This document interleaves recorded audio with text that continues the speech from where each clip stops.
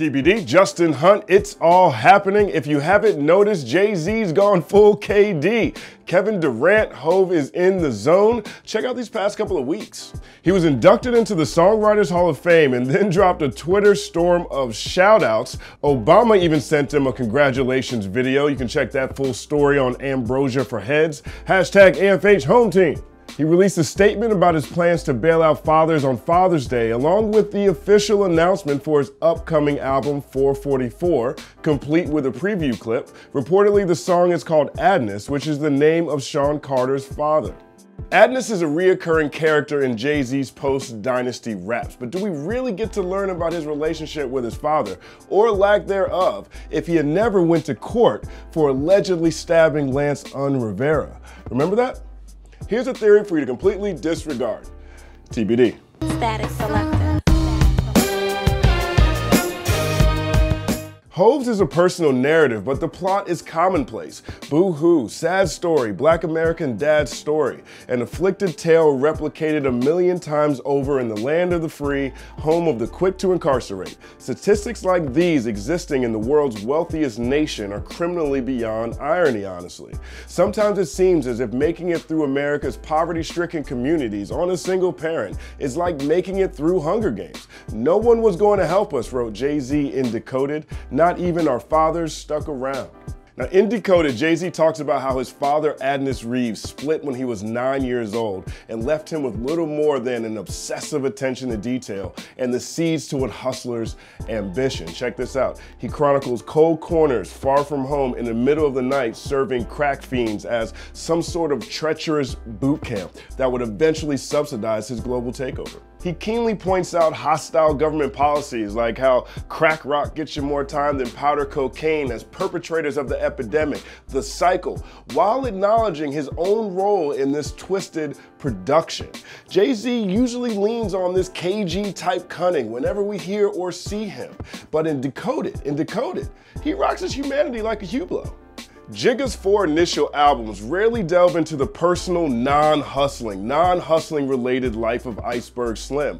The opening verse from You Must Love Me, that was on Volume 1, that one definitely stands out. Maybe a stray couplet here or there, but until 2000s, the Dynasty album, not much else. Volume 2, Hard Knock Life, was his biggest album. It was astronomically successful. He got a Grammy Award for Best Rap Album, 5 million records sold. Hove was approaching the paramount of rap success, yet he was still saddled with the narrowing Money Hoes Clothes label in that first decade. Then he almost threw everything away. In 1999, Jay-Z was hit with weapons and assault charges after allegedly stabbing Lance Rivera during Q-Tip's album release party for Amplified. Hove thought was responsible for leaking Volume 3 weeks before it was supposed to be available. He talks about it in the beginning of Guilty Until Proven Innocent. Roll the clip out. I get it down, anxiously, the public can't wait. Had to have it way before its release date. Jigga get irate, press get it up. Took me 1.8, but I had to get it straight. Let's break it down. At that time in New York City, there were 2 other major court cases taking place. There was Diddy and Shine's murder rap trial, and then there was a trial against the accused plotters of the 1993 World Trade Center bombing. In Decoded, Jay describes how the hip-hop police were in full effect, and the media was covering the Puffy Shine trial as if it was on par with the trial against the terrorists. Now, Diddy ends up getting off, and in order to avoid becoming a sideshow to the state and a more aggressive attack from the DA, Sean Carter decides to settle out of court and take probation like a Don is supposed to. Here's what he said. But more than that, I realized I had a choice in life. There was no reason to put my life on the line and the lives of everyone who depends on me because of a momentary loss of control. It sometimes feels like complete disaster is always around the corner waiting to trap us, so we have to live for the moment and fuck the rest. That kind of fatalism feels like realism, but the truth is that you can step back and not play someone else's game. I vow to never allow myself to be in a situation like that again. Squeaking through a dangerously close call is enough to take full stock of life, mend wounds, recalibrate, reprocess. That he would go on to notch rings like the San Antonio Spurs, dominating with top-selling albums, a nearly untouchable lyrical utility belt, and a corporate strategy expected of a burgeoning Warren Buffett is less surprising in hindsight, considering Jay-Z almost became a statistic at the height of his career. If you really think about it, he could have turned into his father, or Lil' Kim, or Shine, or DMX, or some other 90s standout who had their careers curtailed by going to jail. It makes sense. It makes sense that following that case, Adnis Reeves started creeping into Jigga's raps.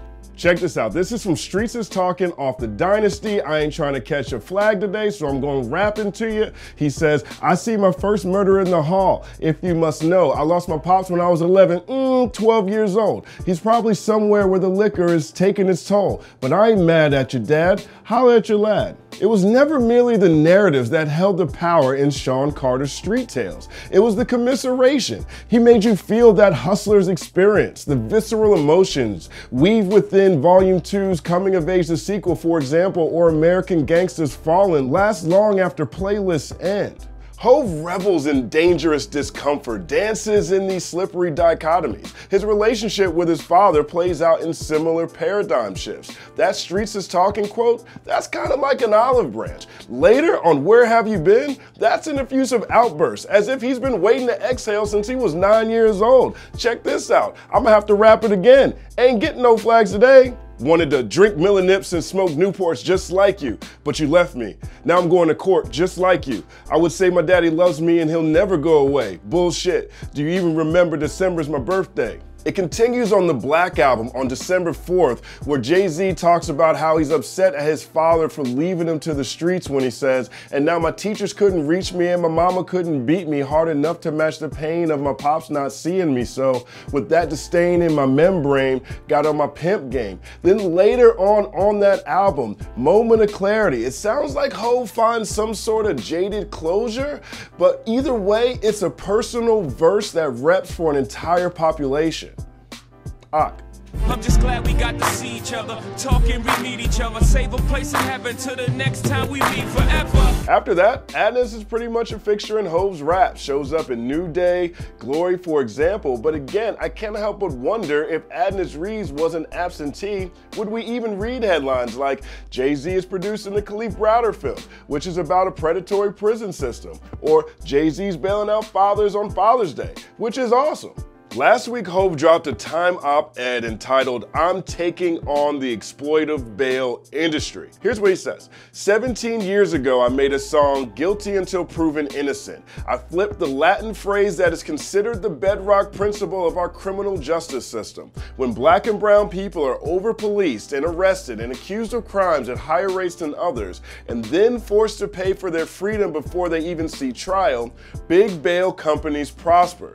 This pre-incarceration conundrum is devastating to families. 1 in 9 black children has an incarcerated parent.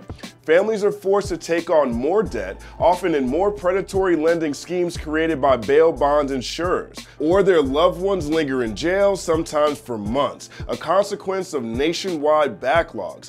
Every year, $9 billion are wasted incarcerating people who've not been convicted of a crime, and insurance companies who've taken over our bail system go to the bank. As a father with a growing family, it's the least I can do, but philanthropy is not a long fix. We have to get rid of these inhumane practices altogether. We can't fix our broken criminal justice system until we take on the exploitive bail industry. This is a powerful endeavor from one of America's most powerful people, but I can't help but wonder what would have happened to Jay's career had he been hit with murder charges instead of assault, or what if he went to prison? Is he even Hov without Adnis abandonment fueling his fantastic trek into the stratosphere? These are questions I don't have the answer to. But with 444 right around the corner and all signs so far pointing towards a more personal, a more socio-political conversation from trailer to headline news, is this what Jay-Z new music gonna be about? Is Hov about to hit hip-hop with a conscious rap album? Or are we gonna turn this on and get more art collection raps? TBD.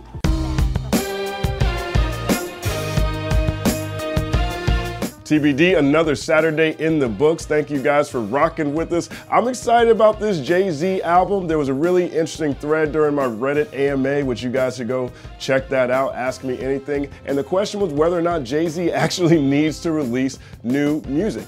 Let me know what you think in the comment section. Also, is this something that you're excited about? Drop a line in a comment on that as well. Personally, thank you guys for all the support. We're 3 weeks in. We've got 6,000 subscribers. It's all happening. Like and subscribe to the channel. Follow @TheCompanyMan on everything. This is another glimpse into the paradigm shift. TBD.